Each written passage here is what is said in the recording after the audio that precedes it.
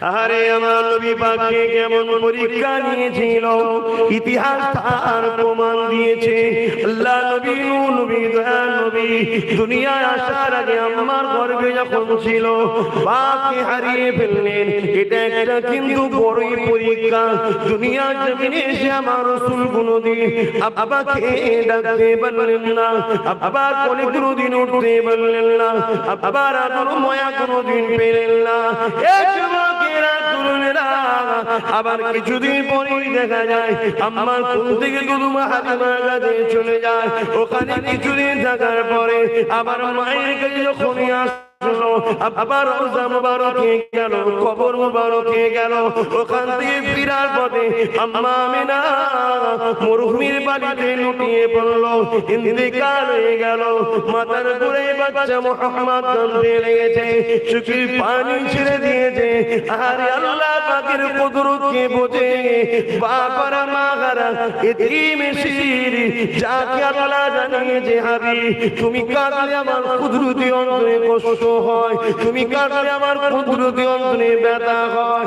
এ আমার হাবিবের তামাম কায়নাত আমাকে রাজি করার জন্য আমি আল্লাহ কুদরতি ইচ্ছা হলো তোমাকে রাজি করা।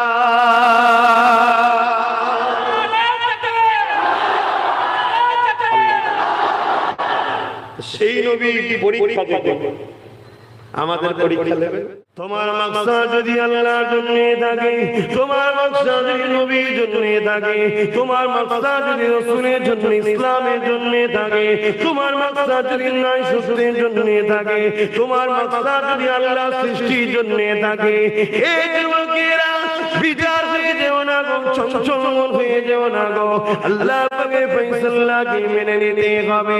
আমার আল্লাহ কাউকে ধনী করে পরীক্ষা করে, আল্লাহ কাউকে গরিব করে পরীক্ষা করে, কাউকে আল্লাহ সন্তান দিয়ে পরীক্ষা করে, কাউকে আল্লাহ সন্তান না দিয়ে পরীক্ষা করে, কাউকে আল্লাহ বিধবা করে পরীক্ষা করে, কাউকে আল্লাহ পাক জালিম স্বামী দিয়ে পরীক্ষা করে, কাউকে আল্লাহ পাক জালিম নেতা দিয়ে পরীক্ষা করে, কাউকে আল্লাহ পাক আবার ইনসাফ দাতাওয়ালা নেতা দিয়ে সেই নেতাকে পরীক্ষা করে, কাউকে গদি দিয়ে পরীক্ষা করে, কারো গদি কেড়ে নিয়ে পরীক্ষা করে।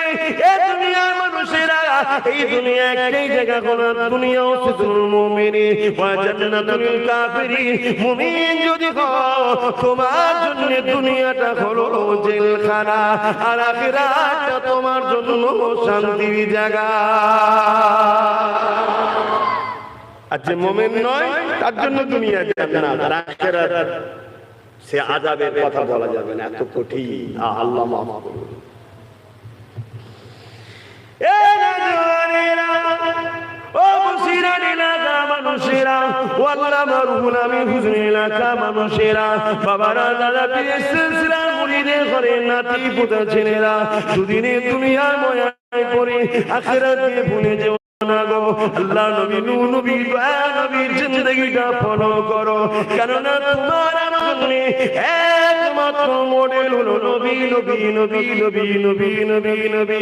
আল্লাহ পাক কুরআন পাকের মধ্যে জানিয়ে দিলে লাকাদ কানা লাকুম ফি রাসূলিল্লাহি উসওয়াতুন হাসানা।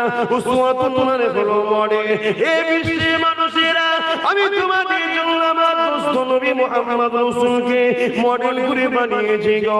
তোমরা তোমাদের জিন্দেগিটা আমাকে খুশি করার জন্য যদি চালাতে চাও, কিভাবে চলবে আমার নবীকে দেখো, আমার নামাজ কিভাবে পড়বে, আমার নবীকে দেখো কিরাত কিভাবে পড়বে, আমার নবীকে দেখো রুকু কিভাবে দেবে, আমার নবীকে দেখো সিজদা কিভাবে দেবে, আমার নবীকে দেখো রুকুতে কি তাসবিহ পড়বে, আমার নবীকে দেখো সিজদায় কি তাসবিহ পড়বে, আমার নবীকে দেখো বৈঠকে কি দোয়া পড়বে, আমার নবীকে দেখো সালাম কিভাবে ফিরাবে, আমার নবীকে দেখো।